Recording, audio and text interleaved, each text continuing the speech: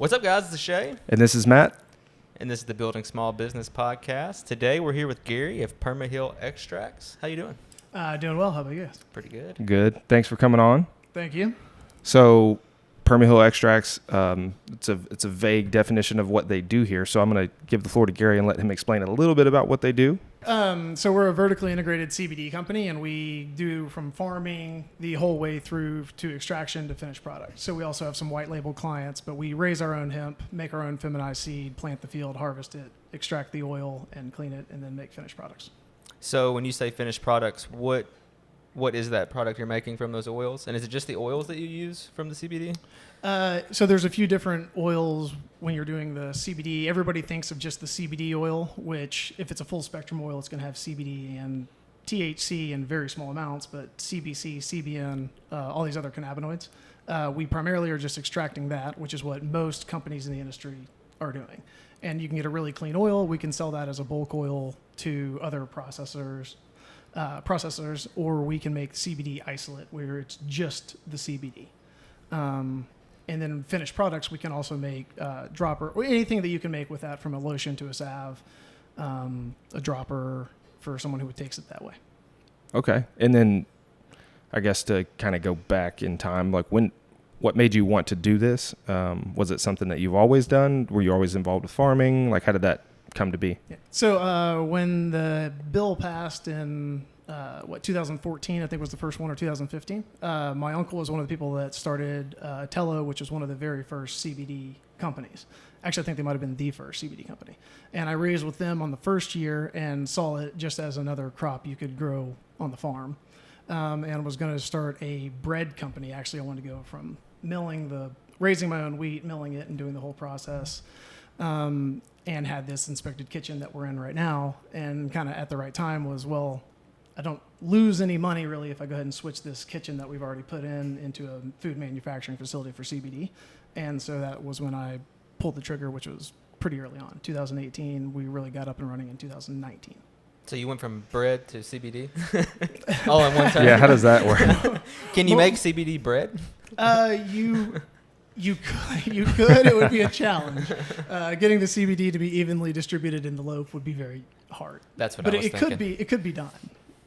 You might have 200. You'd have to be careful not to have 200 milligrams of CBD in one slice and 0 in the other. Right. Shay, with all his bread knowledge, he's like, oh, that's what. Yeah. I totally was thinking that it would be tough to get it to mix right.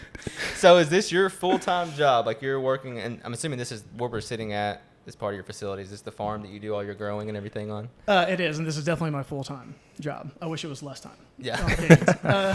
But yeah, the greenhouse is right behind us, and we have some small plants I showed you all just a little bit ago. Those will go to the field next week, and it'll literally be in the field that is in, and then we'll harvest in September. And once we get that harvested, we'll be rolling on into extraction and processing of everything else. So. You make that sound easy, getting it into the field. Yeah, so that is fairly easy. The way we do that is just like you would do tobacco or any other crop. We have a setter. You're going to drive through the field, set rows. We do 3,000 to 4,000 plants to an acre or something like that. It's a very similar to tobacco process until you get, and even the harvesting is somewhat similar. But once you get to stripping the plant and getting all the CBD flower, then it becomes a very, very different process, and a much more challenging process. 4,000 plants in an acre? Yes, which I think tobacco is probably 7,000 or 8,000. I don't know my tobacco very well, but that's kind of gives you ballpark farming. I don't know anything about Who's doing tobacco farming now? There still are people. I used to drive down to like go to where we have a farm that we lease for hunting, and I would drive down the road and there would be tobacco farms everywhere, and now it's either corn or soy. And that's it. Yeah, that's almost all you see. Yeah. But yeah. Well, if you're the only tobacco farm left, it's probably a pretty good position to be. Probably doing pretty well. Yeah. So let's talk about, explain it to me, like, because I am pretty ignorant on all of this. What is your whole entire process from start to finish, with starting from the seed to the plant to the finished product? Yeah, so we'll from getting the seed, we do our own feminized seed, which makes it so that all of the plants in the field are female. The females are what have all the CBD, or if you are on the marijuana side of the industry, it would be the THC. And so by having the feminized seed, you can actually force a female plant to put out pollen. And if you do that, the pollen will be XX if it's a true female. And then the pistil receiving it is also XX. And so you end up with the next generation is all female. And so that's what we do. And once you harvest those seeds, you plant them, get them started, grow them in the field the way, set them, harvest it. And then once you get it harvested and we strip it down, then that's where the real process works. And that's where you're in this building and we're going to do an ethanol extraction. We're going to wash ethanol over the plant. It's going to dissolve all of the CBD and everything else. And then we're going to go through a filtration and distillation and really get it to a clean oil, which is where I kind of got into the industry initially. Was there were very few companies that had really clean oils. And so that's where I thought I kind of saw an obvious niche in the market right there. And that was what made me get into it. Nice. That was a good explanation, and I needed every bit of it, so I appreciate it. Yeah, and let me know if I'm going to. Not many people know about the actual process of it, so if I say anything confusing, I'll try No, to that was clarify. great. That was Okay. good. I have no idea what I it feel was like I know up a until little bit then. about it now. Yeah. So it sounds like you're established and you've got a good business. You said that you kind of attacked a niche that you found.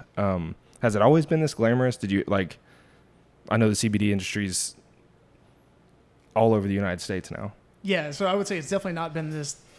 I'm not sure how glamorous it is even currently. Well, you know what I mean? Like but just by the sound, okay, so you have processes, you have people that you sell to that are your people, right. it's set right now.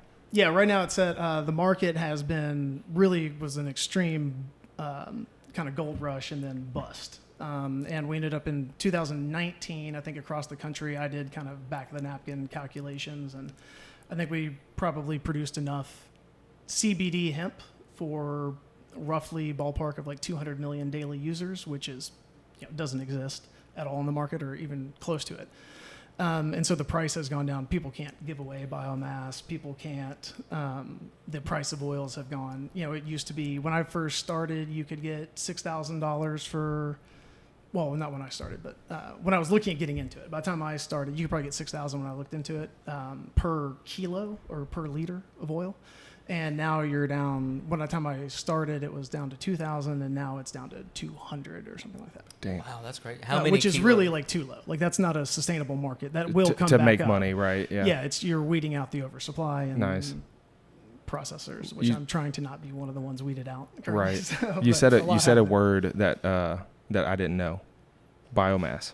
Oh yeah. Okay. So when you strip the what you would consider the buds, Mm-hmm. most people who are familiar with marijuana industry or CBD, if you've seen the actual bud of the plant, that would be considered biomass. When you have a whole field of it and you're stripping, you're not trying to cure it or do anything for smokable plants. You're gonna actually dissolve the oils off of that plant. Gotcha. And so we have, you get these huge tote bags, strip them as fast as you can, as cheaply as you can. How do you get it? Yeah. So that biomass can you sell that as well? To other processors, yeah, you can't. In the state of Kentucky, you cannot sell hemp flour, which was kind of the deal that the state police made when they first passed the bill. They didn't want it because you really genuinely cannot tell a difference without Right. a lab test between marijuana and hemp. And so the state police, That's said, tricky. we can, we're fine with hemp, but we don't want the flour because it makes it impossible. It makes their job impossible from a marijuana law enforcement standpoint. To go and test it and hold this person and all, Yeah, That's I mean, the idea that ridiculous. you would pull somebody over if you could have, if you had a legal hemp flour that you could have in your Right. car, anybody who had marijuana would just say, well, I have hemp flour, and the cop, could, sure, you can go spend the money and send it off to a lab. Right. But that's just not realistic from a law enforcement standpoint. So you may not want to say this. I don't know how many kilos of the oil can you produce in a season?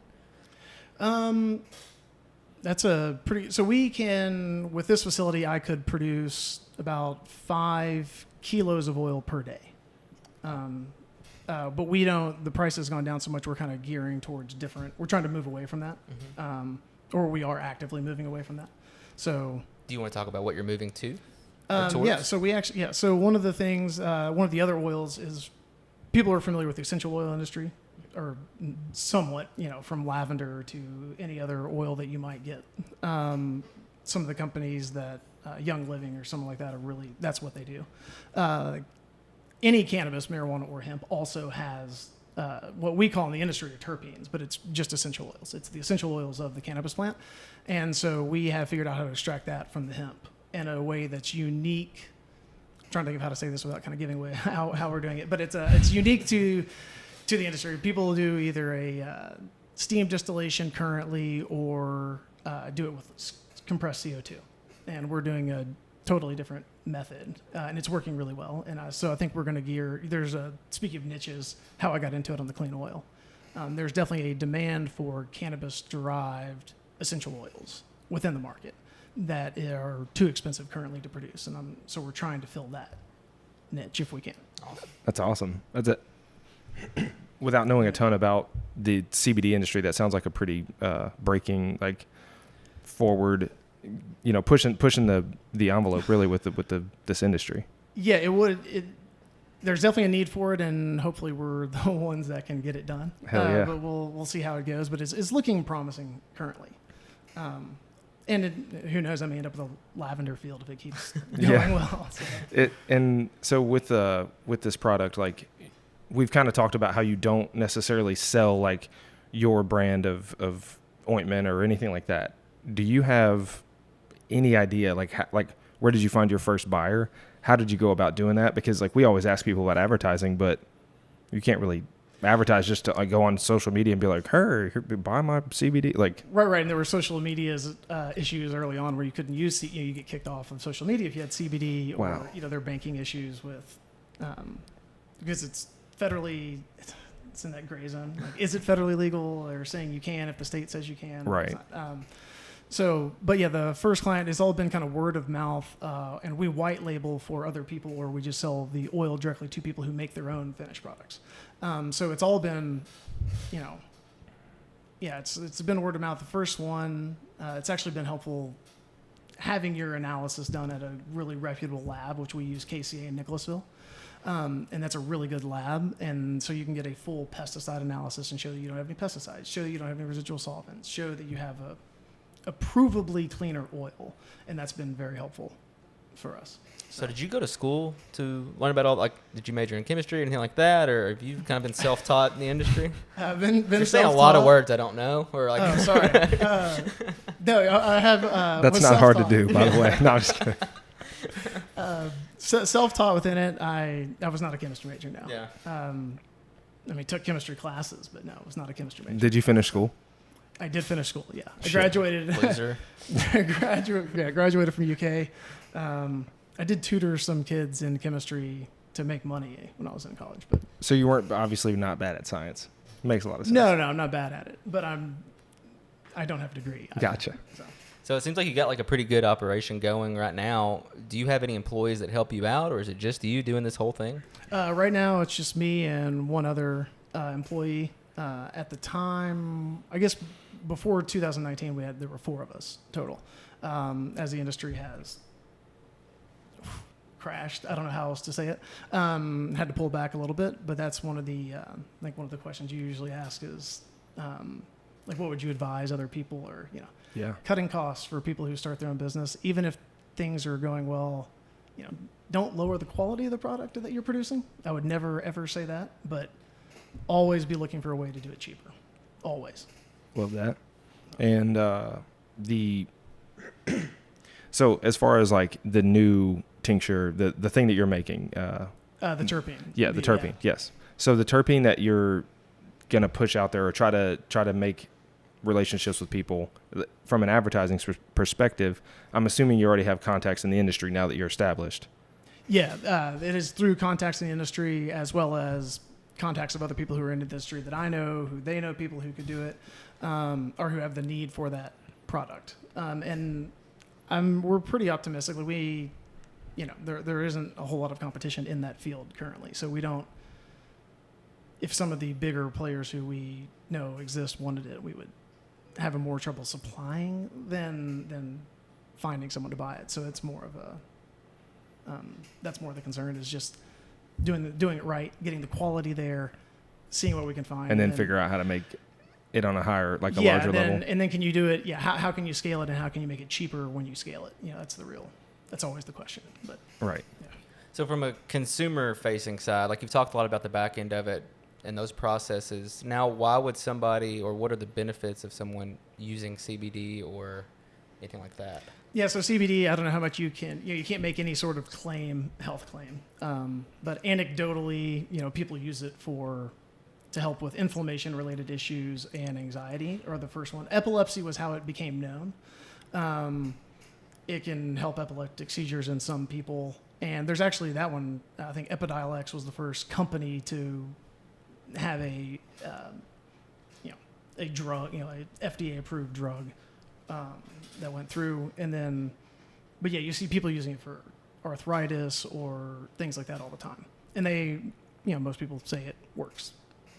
Nice. So you just to make sure I understand the timeline, you started working in the farming industry, for lack of better words, in 2014 when it was 2016 when it was legalized, 2014 whenever. Yeah, so I started the farm doing nothing related to hemp at all from 2014 through 2000, and then I guess 16 would have been the first year that I had anything to do with hemp. 17 I grew it again, and then 18 is when I tried to grow my own crop and everything. And then into really 2019 is when I had the processing facility set up and started doing that. So around 2018, 2019 was when you launched. Yes. Okay. Yeah. And then, so after owning a business for a couple of years, what is your favorite thing about owning a business? I think the most interesting thing, and this is probably industry related, but it's like being able to see industry problems that need to be solved and being able to actively kind of go after and pursue those. People in more established industries, I don't think that is going to be nearly as easy to find market needs, but that has been, and it's just always a new project. So, I mean, from the terpenes to just making a cleaner oil to kind of you name it. It's fun when there's not a template out there on how to do this. You have to actually figure it out. So it seems like, it's still a relatively new industry, isn't it? So is there still a lot of room to grow and build new products and so on, which sounds like what you're doing anyway? Yeah, that's definitely true, and it is. It's weird because you have a flood of material, like raw materials, for the industry, but the industry is still growing, and so you have people going out of business because the market is crashing while still growing. So, the CBD industry has been growing the whole time. It's just there were more people getting into the game. People were getting into the game at a faster rate than the industry was growing, I guess would be the way to put it. But now that's kind of reversing, and so it's still growing. Right. So was the reason for the crash, as you put it, was the reason for that because of so many people were getting into the industry and more CBD was being made than could be used, or was it something else specific? Like, was it an event or a thing? Or what was that? Yeah, it really was not an event or a thing. It was an oversupply. People were excited. People wanted to get in. I actually had one person who was not in the industry but take CBD, and his comment, which was very well put, he said, "It concerns me that we grow it by the acre and take it by the milligram." And I think that was he was spot on. Great point. Yeah. So do you see? So I don't know how correlated these are. So like you'll see, I guess hemp's really popular as well now, for like hemp fiber and things like that. Is that kind of along the same thing you're doing, or is that the plants that you're growing could also be used for those types of items? They can't. They're two different, and that one's really interesting. The people on the fiber side, and I don't know that much about it, so I can't speak too intelligently on it, but they're growing really tall, 12, 16-foot tall plants, and they're trying to harvest the actual stalk, stalk of the plant. Can you pull fibers. that? There's two types of fibers. There's like an outside fiber on the stalk that's really long and strong and unique to hemp. I don't know any other plant that has a 12-foot long fiber running through it. But then the inner part has this really fine fiber that they can use for almost silk-like materials. And that is an industry. They probably have a little tougher nut to crack than the CBD side. The CBD you're not competing with anything. I mean, you are, but it's a relatively new item on the market. They're trying to compete against cotton and wood pulp and industry that have been around for millennium. Yeah. And so when they do to get it, whoever makes it, they're going to make it big. But I suspect most of them will probably crash. Yeah. I mean, they have a very hard challenge. Tough industry. Yeah. So if their plants grow 12, you said 12 to 16 foot tall? What'd you say? Yeah, you can get lost in one of their fields. How tall do you get yours until you harvest? If we let them grow, you could probably get 8-foot tall plants, but we top them to keep them short for harvesting purposes, and we don't want them to fall over. So it's simpler, yeah. Oh, okay. And you can hang them in a tobacco barn between the rails. If you get too tall, they'll hang too low. Yeah. So and they won't dry out properly. Exactly. Yeah, you'd have molding issues and all sorts of problems. Yeah. So you took us before the podcast and showed us some of the, I guess, baby plants that you have in there. How Yeah. long until those are harvested? Like how? So those will be harvested in late September, early October, Okay. and Nice. they'll be, they'll be pretty good sized plant. They'll be little bush. They'll be 4 to 5 foot tall bushes at that point. Nice. And when did you get those into the greenhouse? When did you get those started? We seeded those trays on June the 8th. And I have a little bit faster process than some people start them earlier, but they're going to be ready to harvest at late September or early October because they're photosensitive rather than a lot of crops that people grow, corn or something. It's going to be ready X number of days after you plant it. These are going to be ready when the days get short. So if I plant them in April, I'm still going to harvest them at the end of September, early October. They're just going to be small trees instead of Because when the days get of small bushes, and then it just gets to be impossible to harvest. That's wild. I've learned an incredible amount. Like I can't imagine what your day by day like looks like. You're one of 2 people that works here. Like, do you have a job that you do, or you just do everything until it's done? Yeah, you keep working until it's done. Yep. I was saying, it sounds would literally like a have- farmer. Yeah, it sounds like the same we'll thing. probably be adding someone on pretty soon, I think. With the terpene extraction that we're trying to do, we're going to have to add a second person. Or a third person, rather. So you're not harvesting those plants until October-ish. What are you doing until then? Are you still working with like oils that you took in last year? Like you just...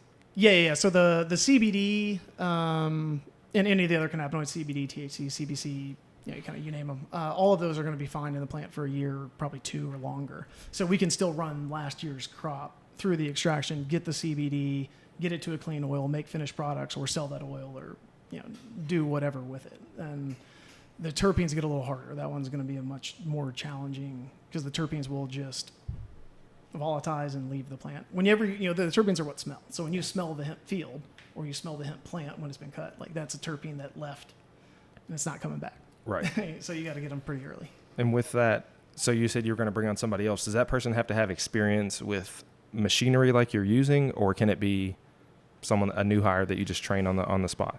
It could be a new hire they train on the spot. It's a lot. It's helpful if they've worked with some of this equipment. So you're looking for somebody that's been around it. Yeah, I would much prefer that. So Cool. not us. Yeah. We would not be good hires. For many reasons, but also for that. We're bad employees to start. Yeah, that was, I learned a ton. Do you have any other questions? I'm sure I'll think of a ton, but I'm trying to take it all in right now. Yeah. So Well, I'm as ready as I've ever been for 5 burning questions. you want to do it? Yeah. You start. Okay. So, what's one thing when starting your business, and you kind of alluded to this earlier, maybe if you could expand on it, but that you would change or do differently? When I first started, I was kind of following the same direction as everybody else. You're going to make the oil, clean it, and my thought was I would just have a much better, cleaner oil. I wish I'd looked for a more specific niche. I think really having a niche makes life a lot easier. And that's what you're doing now with this new venture you're kind of taking on? Yes, exactly. That I'm solving. Yeah, my advice is to avoid the first 2 years and go for the niche. Well, you learned a lot, though, probably in these 2 years. Yeah, I couldn't have done it. And the niche that I'm actually doing is you can't do it without knowing how to make your own feminized seed and grow the crop cheaply enough to be able to harvest. That front end part is completely necessary for the second step I'm doing. So it was. I'm glad I did it the way I did, but that would be my advice for someone. So I know you can't make claims on like what CBD does or anything like that, but is it something that you enjoy using, or do you see the benefits of it as well, or do you just like growing it? I do use it. It's usually when I'm sore from working out, or if I'm running a lot. We usually run the Bourbon Chase in October at some Nice. point. When I'm training for that, I definitely take CBD more to help recover quickly. But I don't use it for calming or anxiety. I don't. Maybe I'm certain it helps some people. I believe them, but that's something I'm not really an anxious person, so that's not an issue. No need to treat an issue you don't have. Right. You Yeah. may not know this. Can athletes, like professional athletes, use CBD? Usually not, because it'll show up. On There's the drug that test. like small percent that triggers the THC. Yeah, I mean, there's some THC in the product. You can make a CBD isolate that doesn't have THC, but you have to have a more specific drug test. Most drug tests are not specific enough to tell the difference between CBD and THC. So you may not be taking THC, but it's going to pop up as you are positive for cannabinoids. And they're not going to know which one it is. And I'm sure when you explain that, no, it really is CBD, that's not. And I'm not sure what the regs are from these professional athletes, but I suspect I'm They're sure probably they're not not. allowed to take it. Yeah. It depends on what league they're in, actually. I think there's some leagues that have legalized off-season use, or they're not drug testing during certain parts of their season. Okay. Is this something that, like I think you said, federally, it's still not completely all lined out there? Is that something that's going to go like coincide with marijuana? Like once they say federally legalize that, is that what'll push CBD through? Or I hope CBD becomes legal before they do marijuana federally, just from a timeline standpoint. But I mean, the CBD is, so they passed the farm bill and made it to where you can have CBD in possession as long as you're following the regs of your state. But I don't, there's still no rules from the Food and Drug Administration saying this is, here's the rules of the road. This is what we're all playing by. Like none of those exist, and that's where a lot of the industry has been held back. That's why Coca-Cola doesn't have a CBD drink. That's why these bigger companies are holding it off at arm's distance until the FDA really gives its stamp of approval. And I think that, I thought that would be coming any time for a year now, so who knows? But I'd say it'll boom again once they do that, especially somebody like Coca-Cola needs it or something. I mean, yeah, I think there's going to be I think the market will for sure get bigger when that happens. Awesome. So question number 2, what is your favorite hobby outside of growing plants? Golf. Definitely golf. That's a common theme. I don't get to play nearly as much as I once did. Also a common theme. Everybody also says that. Well, when you're running an operation like this and there's a lot of things to be done, it makes sense. Like, I think I called him the other night and we were chatting, and he said something about, all right, yeah, so Kate's at work this week. I'll probably hang out until 7 or 8. And I was like, geez, man, like what is going? But he's working on some extra projects and everything else. So yeah, the doing the extra R&D projects on top of running it has made the last couple months pretty ridiculous. But it's there's always a reason. Right. And number 3, favorite restaurant. Probably Local Feed in Georgetown or Carson's in Lexington. Those are my 2 favorite. Our last Solid. podcast we did looking at Local Feed out the window. I've never actually been there though. Yeah, no, we need to go. Yeah. I tried to get him to go.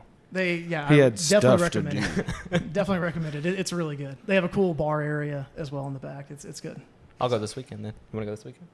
I'll be out of town. Damn. I hope you have fun. Now it's your fault. Yeah. All right, next question. What is a musical artist that you listen to that no one would expect? Probably Glass Animals. People who know me would not expect Glass Animals to be on my list, but I've never heard of them. That looks like somebody you listen to. I like Glass Animals. I think you've sent me a Glass Animals song like before. them. Some of it. Yeah, Avid Brothers is probably my favorite band, and that's more the genre I'm listening to. So. Oh, okay, I gotcha. So completely different spectrum there. Oh yeah. Yeah. And if anybody's curious at what Shay just pointed at, his wife is behind the cameras shaking her head like, "You've heard Glass Animals, asshole." Like you've definitely listened to it. And then I guess number 5, I always say this: if you don't read books, just say so. But maybe you've come up with one. But your favorite business book? Favorite business book was Brewing Up a Business, and that was the founder of Dogfish Head Brewery. And then I do read a fair amount, but business books are not. The other one that I read was like Be the Best at What Matters Most, and that one's pretty good, succinct, to the point. But the Brewing Up a Business is much more entertaining and enjoyable. I love breweries, so I'll have to actually check that one out. I'll buy it. I may look at it. I'm not sure if I'll read it.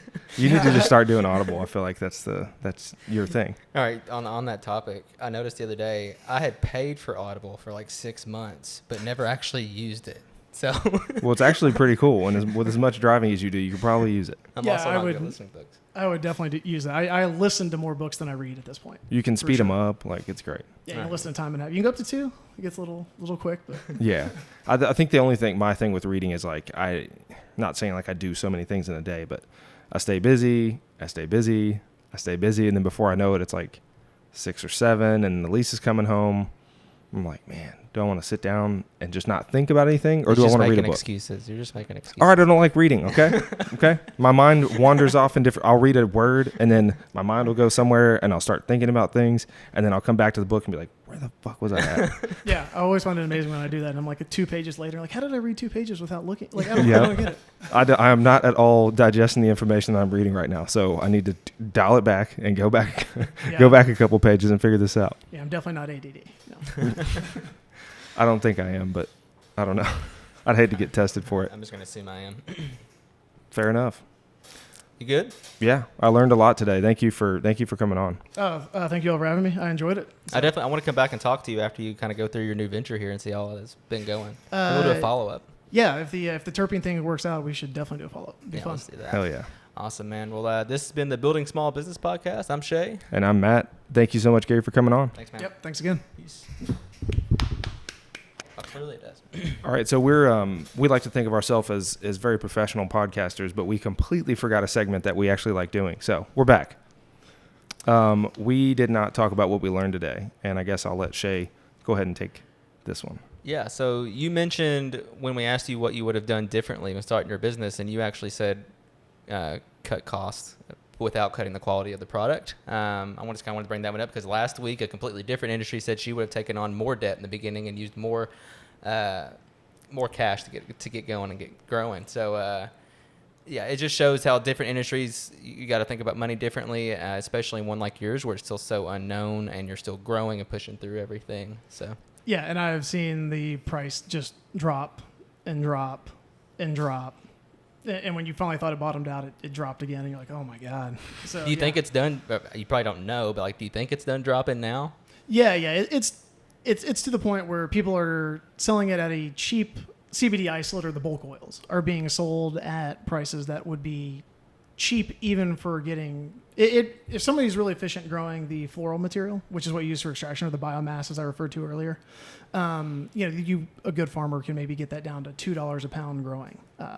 They will pay, if you'll pay them $1 a pound, they just want it out of their barn. That's crazy. And so they're, people are making CBD isolate with that as the starting point, or they're getting oil from a company that went out of business that had leftover oil, and then they're making isolate from that. And so, yeah, I think we're definitely it can't really go lower. I mean, it's at the bottom. That's good. I guess what I kind of gathered from what you said is just like it is industry specific what you do. Like if this sounds a lot like my Bitcoin investment, for lack of better words, right now it just keeps dropping and dropping, and I'm like, oh, surely that's it, right? But no, like it is industry specific. Some industries have a super high overhead to get started. Others you've already gotten started and you're in the business and you already own all this stuff, so you're like, well, I gotta cut costs somewhere. So it makes a ton of sense. Yeah. And then I guess the thing that I learned today would be, I forgot what I was gonna say. Good God. The niche. Fuck me. He's leading the podcast now. No shit. Hey man, thanks if you want to be a permanent guest on. Yeah. The niche. So I guess no, I know. I was giving you a chance to cut it out. Even though I know you're gonna let this roll and make me look like a complete idiot. So my what I took away from today was definitely going after a niche. Like, don't wait. I mean, obviously yours is super specialized, but if you're in a business like we always draw parallels to real estate, but for you guys, like if for photography, you don't just sit in your backyard and take photos of people. Not in your backyard necessarily, but like in central Kentucky, and you don't just stay local to here. You guys enjoy traveling, so you take your business on the road, and you found a little niche there, and it's fun, and the pictures that come from it are freaking awesome. So go after a niche, find a a lane to go in, and then get after it. I think that's my takeaway. Yeah, I would say don't run the same road everybody else is running. Ooh, I like that. That was good. See, glad we came back on. Yeah, we're gonna keep that. All right, now. Usually we do take 2 of starting the podcast when we forget to hit the button. Now we're doing take 2 of ending the podcast. So. Oh, okay. All right. See y'all. Bye. I'm stepping over what went wrong. 3 steps and I'm gone.